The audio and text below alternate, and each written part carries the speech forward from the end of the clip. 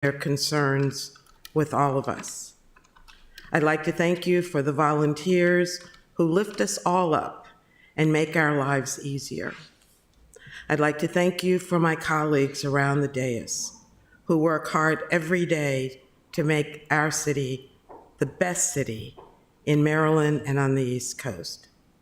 Lord, I ask you to continue to give us strength and courage and the ability to work together to solve all problems. Thank you, Lord, for all of the blessings for now and the future. Amen. Amen.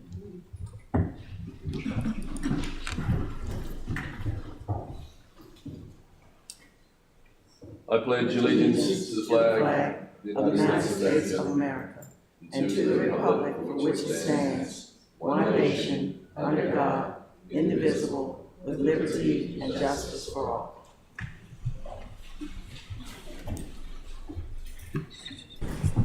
Madam City Clerk, please call the roll. Yes, sir. Mayor Buckley. Here. Alderwoman Tierney. Here. Alderwoman O'Neill. Alderwoman Pendell Charles. Here. Alderwoman Finlayson. Aye. Alderman Shannon Meyer. Alderman Gay. Aye. Alderman Savage. Present. Alderman Arnett. Nay. Okay, Alderman Arnett. Thank you. Mr. City Attorney, please present the first item on the agenda. Yes, sir. The first item on the agenda is approval of the agenda. I would need a motion to suspend the rules so we can consider the Noah Hillman garage parking concession, please. So moved. Second. If we can, because we haven't got a staff report on it, we have to suspend the rules. But what is the, I mean, I don't think we've seen anything. The concession agreement? Yeah. No, it's a, Is it a resolution, an ordinance? yeah. Thank you. It's a resolution. Well- She's handing it out. Thank you. May I? Sure. Yeah, thank you, Alderman Arnett. It is, and you're correct, you have not seen it. It's resolution 30, I can't read my writing here, 54-23. In light of another op-ed in the paper regarding the operations of the Hillman Garage, I think it's very necessary that we put the present vendor premium, for lack of a better word, on notice, if you will, of the dissatisfaction of the public. We were not privy to the contract, as you know, as a city council. There was an AMRP agreement and sub-tiers of that, if you will. And again, we were not privy to that, but you will be sure if this AMRP agreement goes south, we'll be the first to blame. And the reason I say that is that the hub of that agreement is the Hillman Garage and the revenue that should be secured from public parking there. And we need to let Premium know of the importance of that. So then you'll have time to read it, and we'll be able to get the respective staff report. But I wanted to put this in the queue because of the urgency. Thank you. Alderman Finlayson and Alderman Shannon. Thank you, Mr. Mayor. I seconded the motion, but I'm having reservations. We just passed legislation 2 weeks ago that requires that staffing impact statements as well as fiscal impact notes be attached to legislation.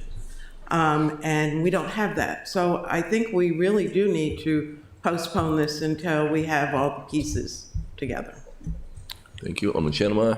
Thank you, Mr. Mayor. Just for clarification, you're just, Alderman Tierney, you're only looking to introduce this on first reader, so we'd still go through hearings and debate and possibly a committee hearing too for fun? Yeah, that's correct, and I'm fully aware of the legislation that we passed. That is great legislation as far as the staff and the fiscal analysis, but this doesn't affect our staffing, if you will. It is a statement, but I'll wait, for the respective reports to come in. There's no fiscal analysis, again. There's no numbers here. It is just a a statement to start, putting a premium on notice and having to come in to hearings with Finance Committee, et cetera. So I just appreciate your indulgence to get this in the queue again because of the urgency. You cannot help but know the public's frustration with this garage if you get the capital, et cetera. For whatever reason, if you agree or not agree, we really want to, again, put premium on notice of the importance of this garage being instrumental in the success of our city dock project. I mean, it's first reader. I don't see the harm in putting it in the process. It's a resolution. Can the city manager tell us the status of the staff report? What staff report? Michael Malinoff, city manager. You may not realize this, but sometimes the assistant city manager and I are out of the town at the same time. We were both attending the International City County Management Association meeting, which is an annual meeting of 5,000 of our colleagues when this legislation came out. We were unable to complete it in time and would work on it promptly afterwards, this meeting. But the assistant city manager is off this week, visiting family in Nebraska, so we will get to it as soon as possible. Thank you. Alderman Arnett. Thank you, Mr. Mayor. Having only now just had a chance to read this, I question whether the therefores are even properly drawn. The last I knew, the city mayor was the chief executive officer in dealing with contracts. And while it's nice for the council to be advised, and hopefully we participate as we have as a team on this, I mean, the very first thing says, determine the ability of the city to change the parking contract.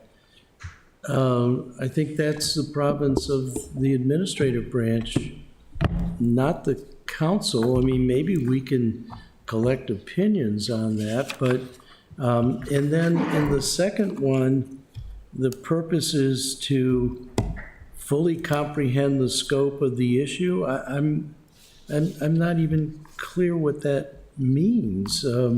Is it for us to comprehend it, or is it to do fact finding? So this is why I think it's helpful to have staff reports. Lots of times I learn more about the legislation from both the staff report and the legislative review than I do the legislation itself. So and I guess my final point is, I think the history of Annapolis, as soon as there were horse-drawn carts, there were parking issues. Is this an emergency, or is this just a continuation of an ongoing series of parking questions? And isn't this better something that the council, particularly affected council members, work quietly with the administration to ferret out? And my understanding is that there's already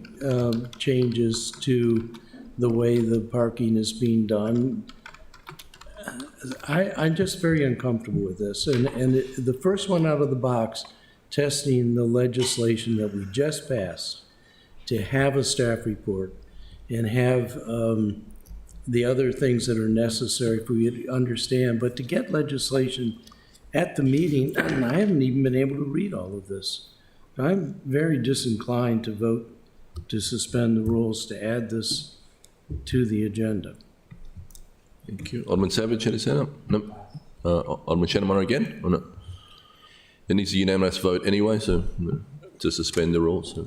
Point of order, or point of procedure question, Mr. Mayor.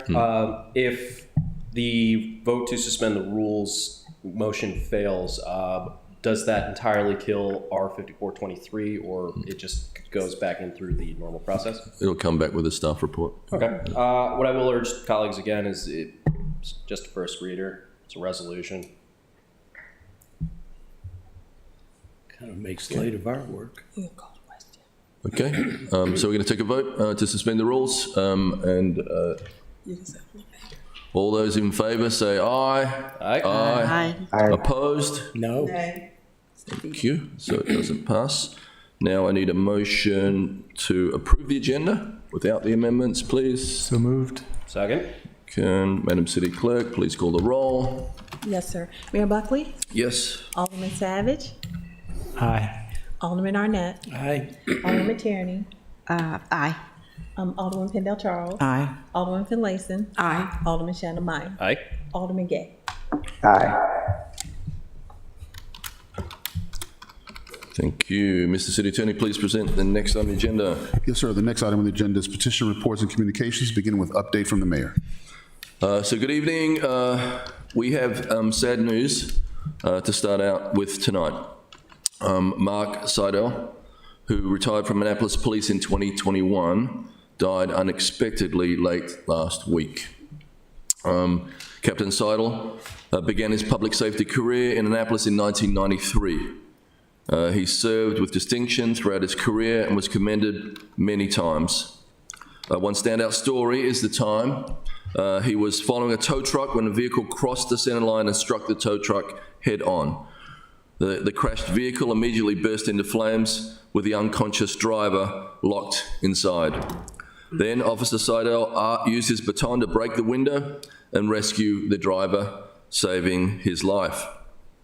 Annapolis Police will share Captain Seidel's funeral arrangements when they become available.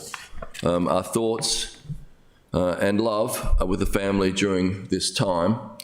To his fellow officers at APD, we know you're also feeling this loss.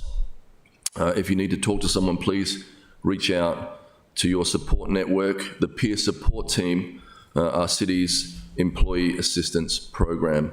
So let's please take a moment of silence for Captain Seidel and hold his family in our hearts.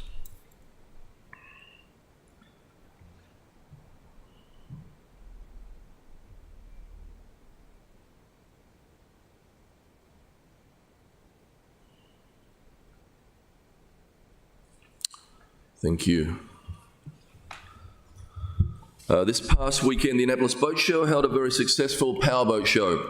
It was great to see the new Hillman Garage full on Friday for this huge event, and now we're looking forward to the sailboat show, which will take place from this Thursday to Sunday. This Thursday evening at the Eastport Community Centre, Alderman Gay is hosting a community meeting with residents of Eastport Terrace and Harbour House to share their feedback and ideas about resources, public safety, and issues of concern within their community. For more information, please reach out to Alderman Gay and Alderman Arnett. The Great Pumpkins have arrived in Annapolis. This is a fun tradition now in its 4th year, bringing enormous great pumpkins to downtown. They are the perfect backdrop for a fall social media moment with family and friends. The pumpkin locations this year include the Graduate Hotel, Annapolis Visitors Center, St. Anne's Episcopal Church, Maryland Inn, State Circle, Market Space, Annapolis Waterfront Hotel, and this year in Eastport at the Boatyard Bar and Grill. When you post your photos with the Great Pumpkin, remember to use the hashtag Great Annapolis Pumpkin. Next, there are a few community events coming up. This Saturday, October 14th, please come out for the Drug Free Sports Festival, 11 a.m. to 5 p.m. at the Pip Moyer Recreation Centre. Our Mayor's Office softball team will compete against the Drug Free All-Stars for the Mayor's Cup. There will be resources, food and drink, sports clinics, and fun for the whole family. We hope to see you there. On Saturday, October 21, from 2 to 9 p.m., the Inner West Street Association will host their annual Fall Festival on West Street with live music, activities for children, outdoor dining, and more. Maryland Avenue's Fall Festival takes place on Sunday, October 22nd, from 10 a.m. to 5 p.m. This is a free street festival with arts, craft, antiques, live music, food trucks, activities for children, and more.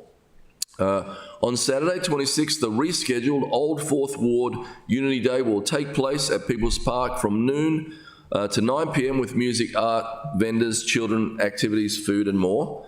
As you know, the Old Fourth Ward is an historic African American community. Make sure you visit the historic signs and markers that help explain the significance of the area, including the Asbury United Methodist Church, Annapolis City Gates, Marion Warren photographs, the Foot Soldiers March on Washington Monument, and the Clay Street Community Montage, among others. A little further afield, stay tuned for 3 events, all taking place on October 28th. First is Trunk or Treat, starting at 10 a.m. to 2 p.m. at the Pit Moyer Rec Centre parking lot. Come dressed in costumes, decorate your vehicle, open your trunk for children to trick or treat. There will be hay rides, food trucks, and more. Day of the Dead will conclude our Hispanic Heritage Month celebration. This festival is from 3 to 8 p.m. At Maryland Hall and is hosted with the City of Annapolis. There will be Latin American food and drink, live performances, skull candy face painting, and more. And also, this Saturday is the rescheduled Kunta Kinte Festival at City Dock from 11 a.m. to 6:30 p.m. with music, dance, arts, craft, food, activities for children, and more. So there is a lot happening around town in these coming weeks. Please get out there, connect with your community, and enjoy this beautiful time of the year. Now, Mr. City Attorney, next item on the agenda. Yes, sir. The next item on the agenda is reports by committee. Alderman Tierney. Oh, I'm first. Okay. The Finance Committee the Finance Committee met October 4th. We gave a favorable recommendation to Supplemental Appropriation 7-24, which is on tonight's agenda. We gave a favorable recommendation to a fund transfer regarding MIT, and that was a favorable recommendation that will be on the agenda tonight.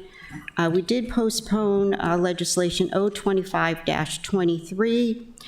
We felt that there wasn't any sort of monetary framework for the plan, and we look forward to having that with more information. And we gave a favorable recommendation to R46-23, which is the non-resident fee increase for the Tucker Street Boat Trailer. Again, R47-23 was the companion resolution to Ordinance 025-23, so that was postponed. And we gave a favorable recommendation to R50-23, the Military Bowl Parade and Football Game. And turn the page. We did get an update from our Finance Director, Jody Dickinson, and she answered all of our questions as usual. Our next meeting is scheduled for Wednesday, October 18th at 10:30 a.m. Thank you. Thank you. Alderman Schneidermeyer. Thank you, Mr. Mayor. The Economic Matters Committee has changed up our usual meeting date. We met on October 3rd. We will not be meeting on the 18th, the third Wednesday, which is our usual meeting time.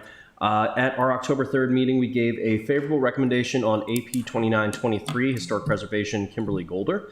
We gave a favorable recommendation to 01023, Cigar Lounges and Alcoholic Beverages, 02223, Business License, Taxes and Regulations, 02323, Alcoholic Beverage and Code Technical Corrections, and a favorable recommendation to 03223 on Short-Term Rental License and Regulations. Thank you. Alderman Savage. Thank you, Mr. Mayor. The next Environmental Matters Committee meeting will be on this Thursday, I believe. Yes, October 12th.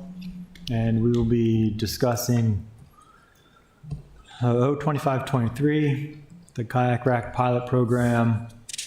We'll be discussing 02823, which is the City Noise Prohibitions and Enforcement. And also have a discussion with Plan and Zoning regarding our tree canopy goals, and also just generally discussing the comp plan. We'll also be getting an update on development projects from Plan and Zoning. Thank you. Alderman Pendle Charles and Alderman Finlayson. Thank you, Mr. Mayor. My 8-minute public safety report tonight touches on each and every resident, business, and visitor in and around our fair city of Annapolis. Because I truly and genuinely believe in our mayor's missions, visions, and goals for our fair city, my votes have continued to reflect the same. I'm very proud of my support, and my colleagues on this dais have entrusted me to be their public safety chair. Likewise, I have the utmost respect for them and the committees that they chair, as well as their decision-making as it relates to their respective and professional disciplines and experiences. And my votes that support their efforts are reflective of their leadership and my trust in them. In a nutshell, I'm honored to serve with all of you and in this capacity. As your public safety chair, it is my responsibility to report to everyone publicly at each council meeting. Likewise, as with my colleagues, oftentimes my decision-making is based upon my own decades-long personal and professional experiences and knowledge. I've made it quite clear to this mayoral administration, as well as to our immediate past mayoral administration, that I would overwhelmingly rather discuss internal and sensitive matters in private meetings where we can hash it all out behind closed doors, be candid, blunt, adamant, and yes, even get ugly at times, and as a result, coming to a consensus and/or an agreement. And in the past, this protocol has always worked very well. So it is never my intention to embarrass anyone publicly. If you will recall, during our fiscal year 2024 budget season, I made the public statement that what I was witnessing in real time was that our public safety teams were being pitted against one another when it came to fiscal matters in the budget. And then I asked publicly for anyone to correct me if I was wrong. There was no public response to the contrary from our decision-making administration. So what I observed and said must have been true. With that being said, since that time, it's become quite clear and obvious to me that our city is in crisis, a citywide crisis of violence, substance use disorder, and public safety challenges. And the two of our public safety departments are hemorrhaging, resource-wise and budget-wise. For the past 5 months at least, I've communicated with and behind closed doors on too many occasions to mention, met with our administration to rectify what I perceive to be inequities. For 5 months at least, absolutely nothing has happened that is satisfactory. Yet I, along with my colleagues, continue to receive and field a plethora and a variety and a rash of phone calls, text messages, emails, social media, posts, public testimony, one-on-one encounters, etc. regarding this crisis and violence. One of our public safety departments has continuing staffing issues that have stretched their current staff to an untenable point. In other words, the need for a necessary and appropriate upgrade, the need to comprehensively and adequately address our citywide substance use disorder issues, as well as the need for additional staffing to be competitive, and the need to complete mandatory reports, tasks, duties, responsibilities, etc., all of which continues to be hugely challenging. Additionally, while I served as acting mayor exactly 2 weeks ago, for 3 days I met behind closed doors with our decision-making administration, stressing to them, yes, me getting ugly, and being extremely candid, blunt, and adamant in the meeting, the need to rectify a situation that was absolutely clear to me based upon my professional experiences, and that it was even clear to Stevie Wonder, who was blind, that something needed to be done, that the situation was untenable, that help was needed in this particular department immediately. Without going into details, this department has suffered a very unfortunate and unusual situation based upon a very critical staff member's unprecedented family emergency, and now another emergency in the same family that unfortunately has lasted for several months. Like all of our city's residents, at some point in time, city staff members likewise will suffer unfortunate and challenging family situations that cannot be helped, anticipated, nor minimized. At this administration meeting 2 weeks ago, nothing satisfactory was decided. So obviously my consistent and adamant arguments to the administration for relief of this department fell on deaf ears. And exactly 9 days later, what I had predicted would happen came true. Frankly, it gives me no pleasure to visit a staff member who is laid up in a hospital bed. And there's another very critical staff member who may need emergency surgery this week, awaiting test results. Nevertheless, it's been my professional experience that too often than not, even leaders within certain departments can be very apprehensive about asking for assistance from administration when they know that they definitely need it.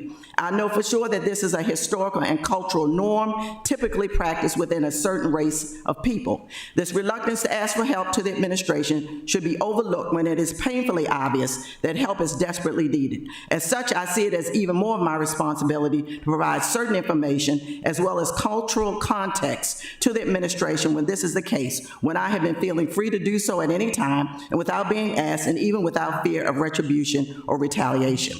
The reluctance of certain departments to ask for help is usually based upon 3 reasons. 1, the obvious and overwhelming imbalance of power, and/or 2, the fear of retribution and/or retaliation, and/or 3, the fear that these department leaders may be seen as weak or unable to satisfactorily perform their duties. In other words, the following message as translated and mentally processed request is, quote, suck it up, make do with what you have, be satisfied no matter what, unquote. All the while, the perception is that some departments readily receive what they need. Hence my need to intercede and interact on behalf of our public safety departments with the decision-making administration.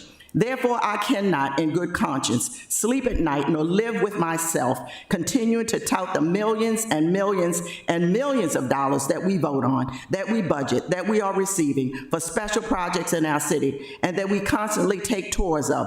And yes, that I definitely support. And then on the flip side, as your public safety chair, omit and be oblivious to the obvious. In other words, not fight even harder for the finances and support that we desperately need right now to address the violence, the crisis, and the immediate issues that plague our city. These public safety resources, as well as the soft resources that are so desperately needed right now. With that being said, none of my colleagues on this dais should have to be bombarded with questions and yes, even fears and tears from their respective communities and wards about what our city is obligated to do for all of our residents and businesses and for the safety and enjoyment of our visitors. All of our residents are hurting because no communities have been immune, and many residents are traumatized, and too many of them are dying, physically, emotionally, and mentally. Moreover, what I've outlined and analyzed here, unfortunately, is definitely evidenced and solidified within our 411-page Draft Comprehensive Plan 2040, where the first of the three themes of this plan is equity, and the other two themes are health and resilience.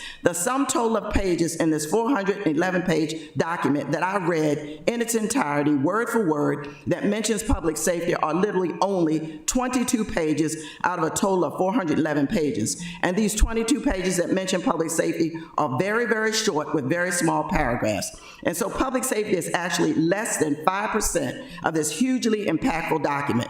Is this the importance that this city places on public safety? Is this how our city sees public safety? That our fire, police, and emergency management departments are worth less than 5% of the city's long-range planning over the next 17 years? Is this who we are as a city? If so, then shame, shame, shame on all of us. That is why here tonight I'm requesting that immediately the city provide $1 million worth of funding for a plethora of public safety and the soft resources that are necessary to address our city's current crisis now. And the basis for my request, my public safety chair's summer 2023 community listening sessions report, along with the results from the mayor's summer 2023 pop-up community tours and surveys, definitely substantiates this immediate request. And as a result, I'm continuing to compile a list of necessities as well as determining where this funding should go within our city's departments. As your public safety chair, Plan B would require me to request these funds from our state and/or county elected officials, namely the Honorables Senator Elfreth, Delegate Henson, Delegate Jones, and County Councilwoman Rodvier.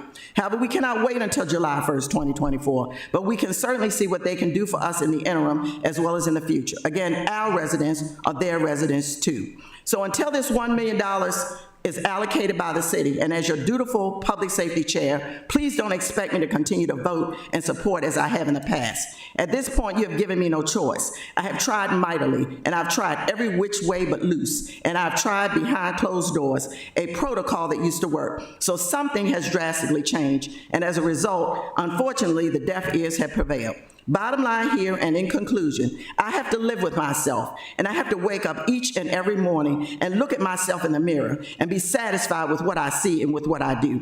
I have a conscience, but more importantly, I made a commitment to a place where my family settled over 150 years ago, and a commitment to a group of people that I see and interact with each and every day in a multitude of places throughout and around the city and county. They're my family, my friends, my classmates, my schoolmates, my associates, my neighbors, church and community members, even passersby, and yes, a commitment that I have made to our entire public safety team, and a commitment that I made to each one of you, my loyal colleagues. And on that note, I bid a good night to all of you.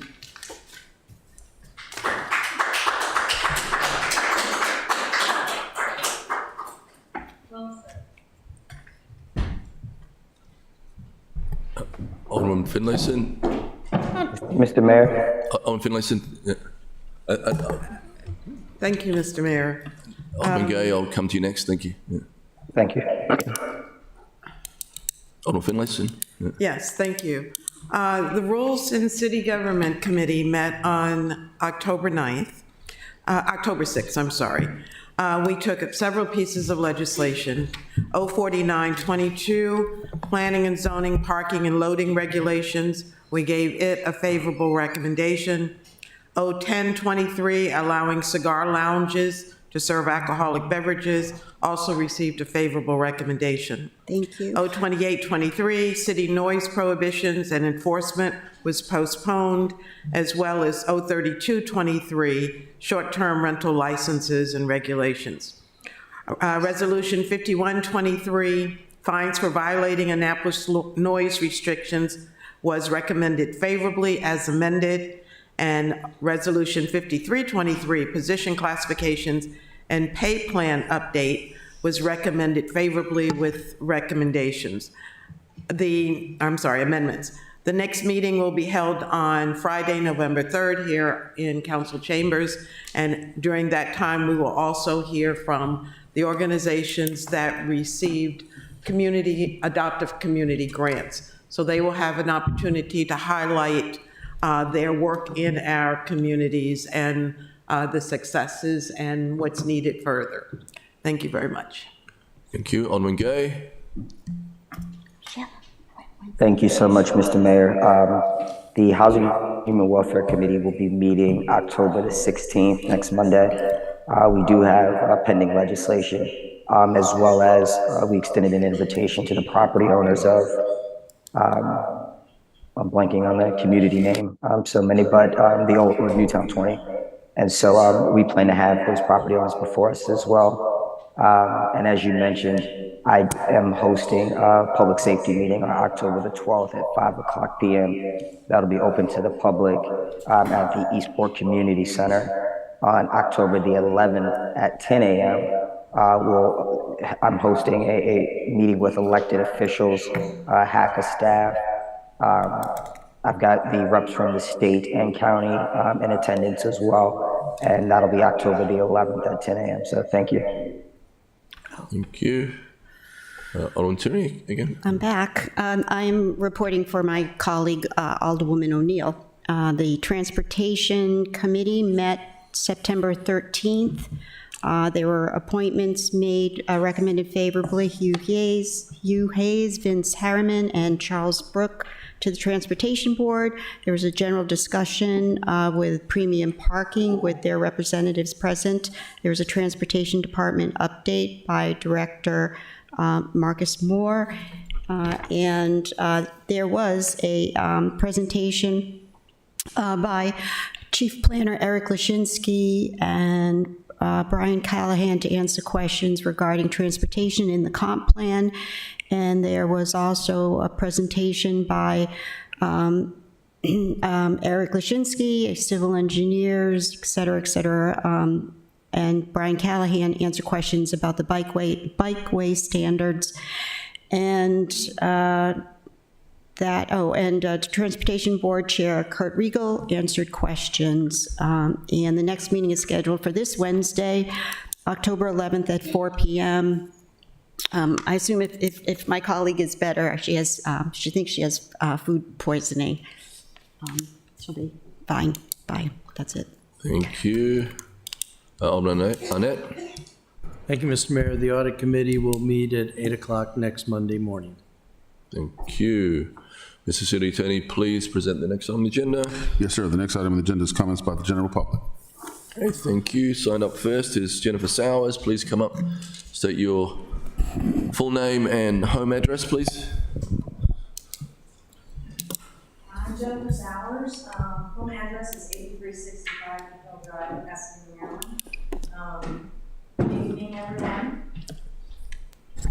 Thank you. Can you pass those around for me? Thank you so much. First, I would like to start off by commending each of you for your thoughtful appointment of Christopher Jakubiak as the new Public Works Director after meeting with him concerning the inconsistent enforcement of historic preservation guidelines. He swiftly resolved the matter that we presented last City Council meeting. He has stated that he intends to involve the Downtown Annapolis Business Association in future updates to the department's standards and protocols. I see this as great progress in improving the relationship between local businesses and city departments. As I testified to a month ago, downtown patrons, business owners, and employees continue to struggle with the dysfunctional parking situation, with the fees at Hillman rivaling those in some of the largest cities in the country. Last week, I spoke at length with Hillary Raftovich, Ombudsman for Annapolis. After explaining my concerns, she again offered the solution of using the shuttle to Park Place Garage. With the help of Christina O'Neill at the Annapolis Police Department, I have pulled crime stats for the path that the city is asking employees to walk in off hours and have provided each of you with copies.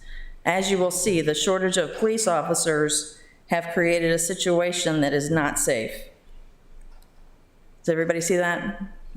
I'm not going to go through the stats, but you guys can see for yourself.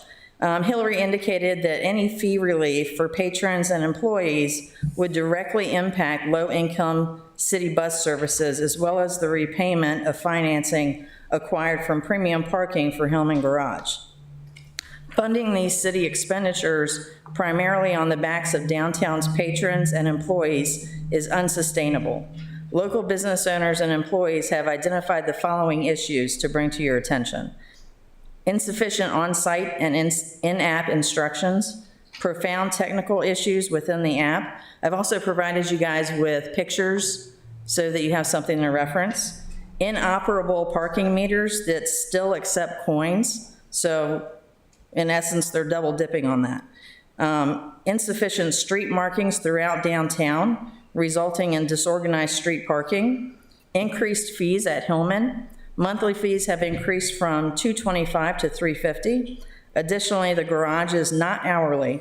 It is currently 1 hour for $3, 2 hours for $6, 3 hours for $11.75, 4 hours for $17. Anything over 4 hours will cost $23.25. Narrow times for employee discounts. I'll wrap up. Insufficient options for employees to park and obtain discounts. Hillman Garage randomly closes to everyone but monthly users, even with over half of the spaces vacant. All of these issues have created an opportunity for parking companies to aggressively issue citations as people seek the least expensive option to park in our city. This at times forces employees to park in residential areas. We want downtown Annapolis residents to know, as business owners, we do not want to park in residential areas. This is a side effect of not having a functional employee parking system in place. Additionally, there have been concerns of parking staff are being incentivized to issue citations. Mary Wassemer, the account manager for premium parking, who has not responded to repeated emails from me to clarify this matter. There is a ledger column labeled incentives for all employees in the operations servicer budget pertaining to premium parking. If someone can clear this up for us, we would appreciate it. In an effort to work with the city towards subverting any further economic decline, the Downtown Annapolis Business Association is submitting to the council the following proposal: establishment of a 24/7 flat $5 parking fee for all downtown employees in every garage and lot, which will allow staff to park near their employers. Both parking companies to refund all parking fines for the last 3 months due to the aforementioned issues with the parking programs. Both parking companies to address the above issues jointly and design, fund, and implement a marketing program that entices visitors back to downtown, to include permanently... Thank you, Jennifer. Thank you. Yes. Mr. Mayor, if I might. At the last meeting, I asked for this kind of input, and I'm finding it very helpful, so I would beg that she be permitted to continue. You're going to read the whole thing, or how much? I'm almost done. Yep. Okay, thank you. Thank you so much. To include permanently restructured and reduced Hillman fees, a free parking incentive outside of the holiday promo, new clear in-app and on-site instructions and signage, new street parking spaces specifically on Main Street, new signage for handicap parking, new instructions at all garages, lots, and street parking kiosks. Both parking companies to, number 4, both parking companies to release to the City Council and the Business Association their monthly KPI reports as referenced in the O&M Management Plan. To promote transparency, the City Council to release a current accounting of the gross revenues account reflecting deposits from parking companies and the respective portion that is earmarked to repay the financing of Hillman Garage. Due to the numerous lawsuits involving both parking companies, City to review their compliance to Section 3.1.14 of the Operations Service Contract concerning the Fair and Accurate Credit Transactions Act of 2003, as well as any complaints involving potential overcharging of parking fees. Downtown Business Association welcomes the opportunity to discuss this proposal further with the council. We also look forward to an improved relationship with all stakeholders. Any Thank you. questions? Thank you so much. This is just public hearing. Thank you very much. Thank Thanks.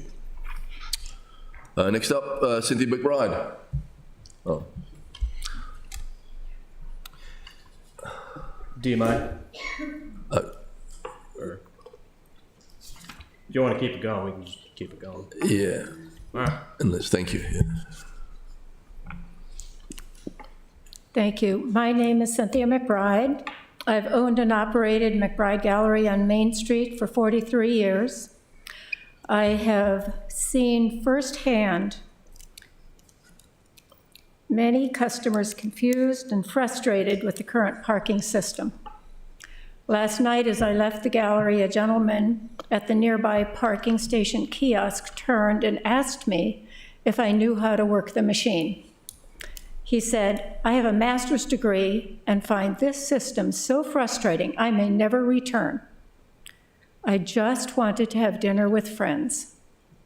I apologized to him and agreed with him. Also, please make changes in parking space clarity and consistency. With no parking space markings, it only takes one misparked car on each side of the street to lose parking space efficiency for the rest of the day. I have photographs to show you that I took 2 weeks apart, and I have the same photograph on each side so they can see and you can see. You can see no car can park in that space, but it's wasted space. Different storefronts in front of each photograph so you can see the different. More. This was on 2 days and like a 10-minute snapshot. More. And more.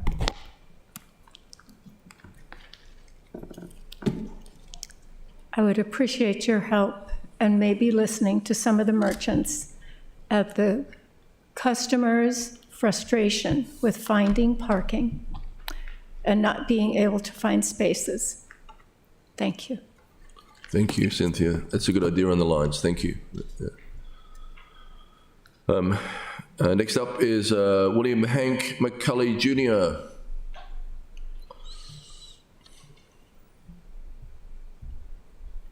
Hello, how are you this evening? Lovely. My name's William Hank McCulley Jr. I live at 3 Silverwood Circle, Apartment 10, Annapolis, Maryland. Forgive me, I'm a little nervous. This is my first time speaking in front of a city council meeting. I'm here as a service employee. I work at Level downtown. These are my wonderful owners over here. I have worked downtown as a service employee for over 15 years, and I have struggled with parking the entire time. The way parking tickets work, I've had tickets that start at $40. You pay the ticket, and then the next ticket, even though you have paid the ticket, it is $75. It essentially goes up, and the numbers are never the same. I've had coworkers that it's completely different numbers, and this is because the parking companies that enforce make up their own rules and do whatever they want to do. There's also the safety issue. Because parking is such an issue, I often take a scooter to work from behind Forest Drive to downtown. About a week ago, it was rainy, the scooter broke, and I fell off the scooter, shattered my glasses, so now I'm wearing contacts I'm not used to. This is something that really needs to change. Downtown workers, we are the backbone that makes society happen down here. If we, say, didn't come to work for even a few hours, imagine what downtown would be like. It would shut down. Parking is expensive. The daily fees is expensive. This is part of our budget. We don't have the extra money to pay these fees. Parking needs to be cheaper for us. Like, downtown is not going to happen without happy employees who want to come to work and their budget isn't being broken paying for parking, which is just a basic thing. You have to have transportation. Like, that's essentially the end of what I have to say, but anyway. Please change some things, please. All right, thank you. Thank you very much, thank you. Next up, Jennifer Thurston.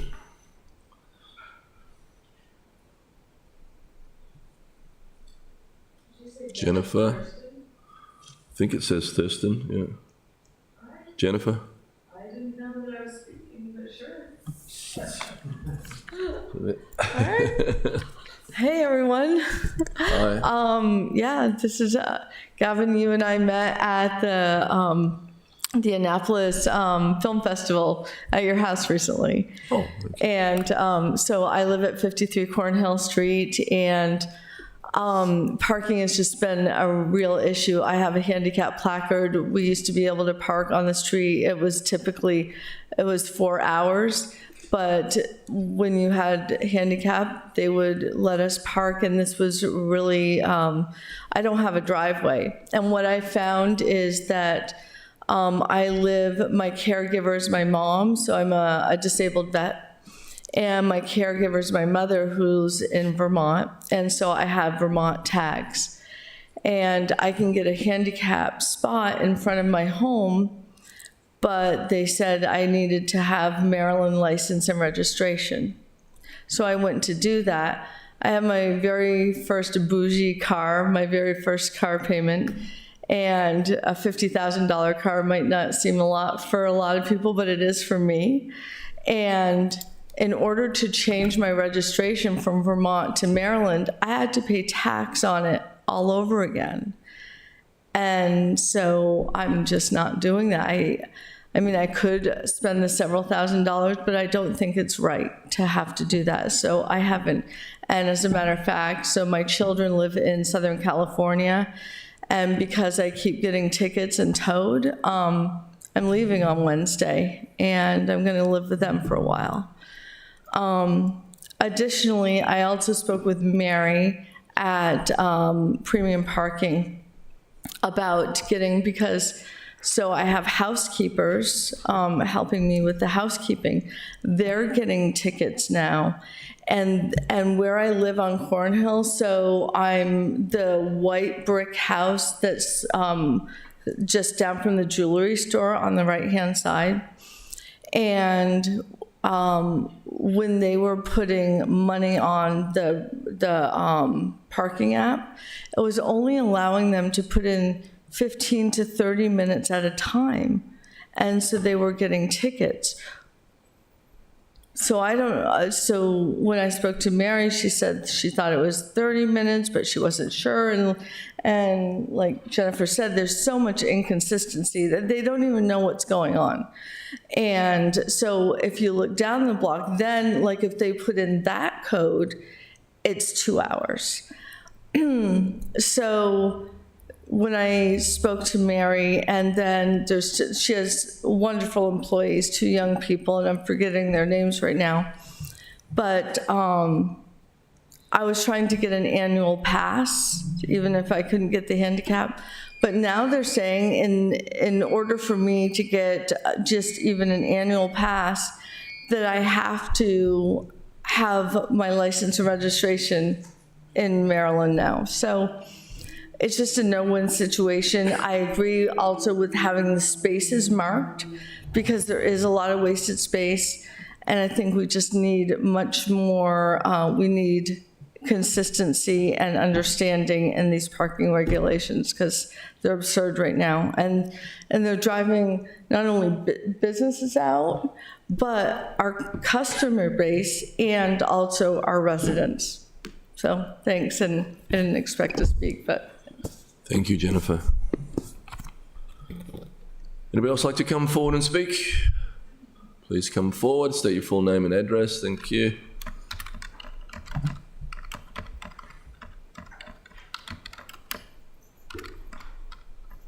Thank you. My name is Faye Bluford, and I live over in Hunt Meadow presently. I've lived in this area since 1969.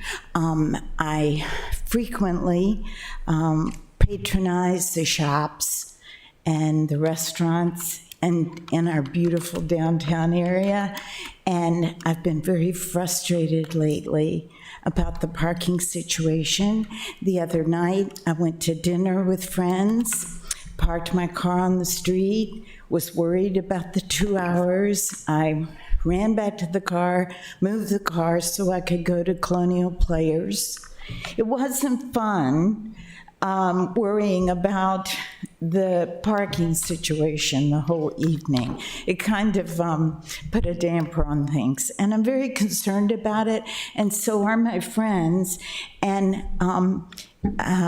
my friends seem to have this view that, well, let's don't patronize the downtown shops anymore. Let's don't go down there. Let's don't patronize the beautiful, wonderful restaurants we have. And none of us want to hear that. We love our city. We want to be there. We want to be downtown. We want to enjoy it. And so I just asked the council, could you please do something about this? And thank you very much.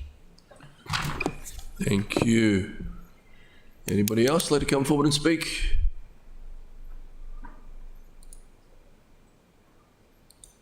Thank you all. Thank you everyone for your comments. I declare public hearing closed. Mr. City Attorney, please present the next item. The next item, Mr. Mayor, is consent calendar.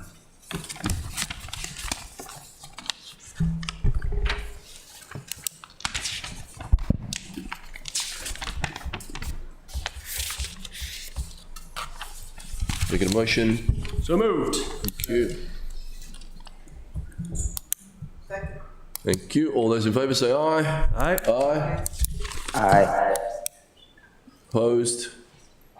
Thank you. Mr. City Attorney, please present the next item on the agenda. Yes, sir. The next item on the agenda is business and miscellaneous items, beginning with supplemental appropriations over $50,000, beginning with SA 724, Arts and Public Places Committee Fund Balance. Thank you. Is there a motion to approve SA 7-24? Second. Thank you. All those in favour say aye. Aye. Aye. Opposed? Aye. Thank you. Mr. City Attorney, please present the next item on the agenda. Yes, sir. The next item on the agenda is fund transfers, beginning with FT 224, General Management Information Technology, Salary Benefits, Contract Services. Can I get a motion to approve FT 2-24? So moved. Second.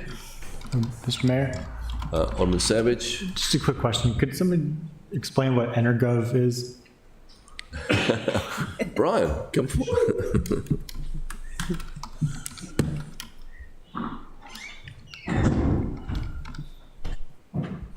Good evening. How are you? Energov is what has replaced Trackit. It is our permitting and licensing software. Okay. And this FT would, what's this going towards again with Energov? We're going to get some outside consulting help to assist us with some refinements and implementing some additional features within the software. Good, 'cause based on what I've heard, it needs some improvement. So glad to hear it. Thank you. It's a work in progress, sir. Thank you. All those in favour say aye. Aye. Opposed? Thanks, Mike. Cheers, buddy. Thanks, folks. Mr. City Attorney, please present the next on the agenda. Yes, sir. The next item on the agenda is public hearings, beginning with O2723, City of Annapolis Electrical Code Update. No speakers. Okay, we have no one signed up to speak on that. Anybody like to come up and speak on O-27-23? Oh, come on, it's electrical code. So exciting. Okay, I declare the public hearing on O-27-23 closed. Mr. City Attorney, please present the next item on the agenda. Yes, sir. The next item on the agenda is ordinance O2923, food truck parking and mobile food service in the City of Annapolis. All right, is anyone here to speak on O-29-23? All right, here we go.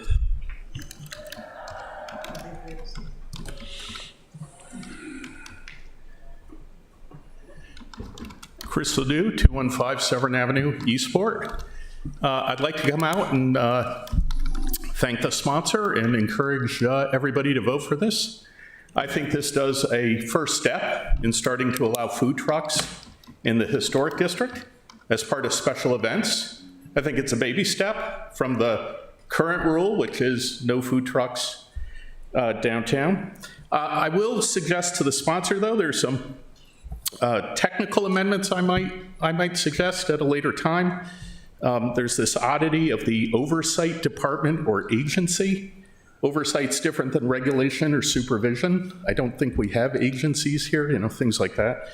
I will say there's one provision that says the food trucks shouldn't obstruct public ways.